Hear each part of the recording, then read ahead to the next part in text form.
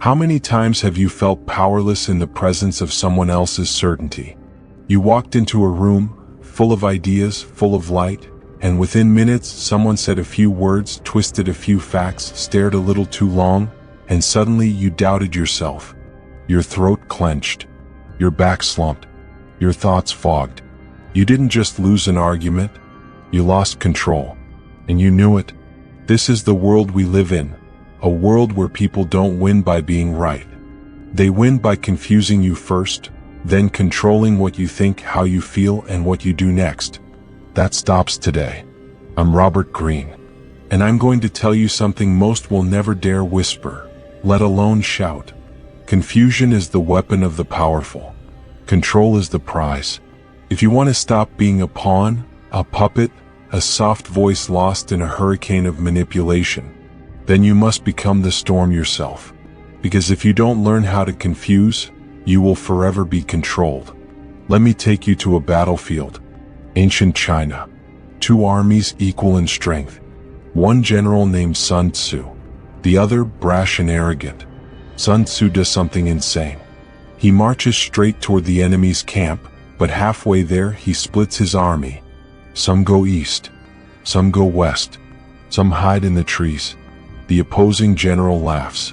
They're confused. They've lost their way. But what he didn't realize is this. The confusion wasn't a mistake. It was a strategy.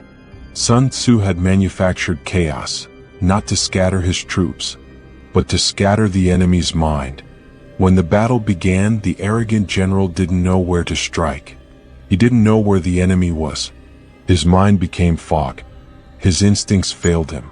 He was paralyzed.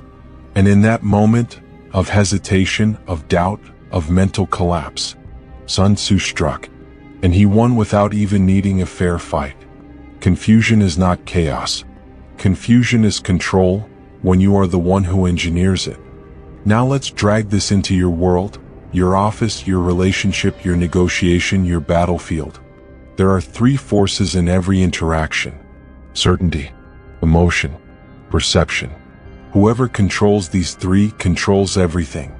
And it begins by disarming your opponent's certainty. Here's how. 1. Master the art of ambiguity. Speak just enough truth to be believable. Just enough mystery to be unforgettable. When you give someone a clear, predictable message, you anchor their mind. But when you give them a twist, a statement that sounds wise but has layered meanings, you force them to think. Thinking slows them down. It introduces doubt. It disrupts their rhythm. When their mind scrambles for meaning, you become the source of clarity, and now they lean in. They seek your approval, your definition, your power. Example. When asked, "What are your intentions?" Don't say, "I want to win." Say, "Victory is a concept defined by perspective. I simply want to dominate the moment." You didn't give a clear answer, but you gave them dominance. They will remember that. 2. Create contradiction on purpose. The mind cannot hold two opposing truths without tearing something down. Make them choose what breaks. Say one thing, then say another that slightly contradicts it, but both seem true. This destabilizes logic. It cracks the cognitive foundation of your opponent. They will either try to reconcile it, which makes them focus on you even more, get emotionally flustered, submit to your authority because you seem to see a higher truth. Example. You seem confident. That's good. But overconfidence is often a symptom of hidden fear, isn't it? They were just standing tall. Now, they're shrinking inside. Use contradiction like a dagger. Insert it between their thoughts. Twist slowly. 3. Decide the frame, then break it.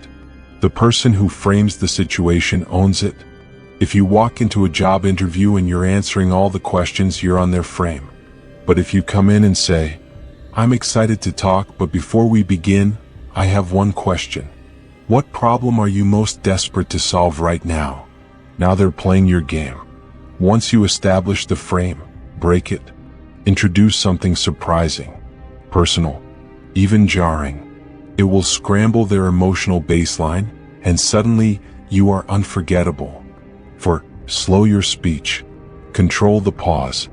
Own their attention. Silence is not the absence of power. It is the throne upon which power sits. The world is addicted to speed. People react. They chatter. They over-explain. But when you slow down, when you pause deliberately, people lean in. It's not about what you say, it's the silence that follows that controls the room. Practice this today. Pause before answering. Let questions hang in the air. Look people in the eyes longer than feels comfortable. When they speak, listen like a predator. Quiet. Still. Calculating. Now you are the one who cannot be read. And what cannot be read, cannot be controlled. Look, you weren't born powerless. You were trained to become predictable. From childhood you were taught, be nice, be clear, be polite, be agreeable. But polite gets ignored, clear gets copied, predictable gets crushed. It's time to deconstruct that programming. The powerful are not cruel, but they are strategic. The powerful are not dishonest, but they never reveal their full hand. The powerful do not dominate out of hate. They dominate because they know they must. This isn't about manipulation for fun.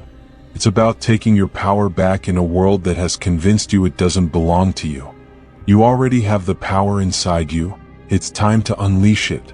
Stand up right now. Yes, stand up. Because if you sit there, passive, silent, absorbing, you're still being controlled. But if you rise, if you take a breath like a warrior, if you stare into the mirror with the look of someone who's done being underestimated, then it begins. Right now, not tomorrow, you learn to confuse, then control. You learn to speak in metaphors, not facts. Use silence as a sword. Break their rhythm, then lead them. Stand in uncertainty, and be the only calm in a sea of chaos. This is not just a tactic. It is a lifestyle of psychological dominance. Change your story, change your life. Because from now on, you are not a puppet. You are not a victim. You are not prey. You are the chess master, the storm, the shadow they never saw coming. Take massive action now. Go out and practice it, with strangers, with clients, with friends.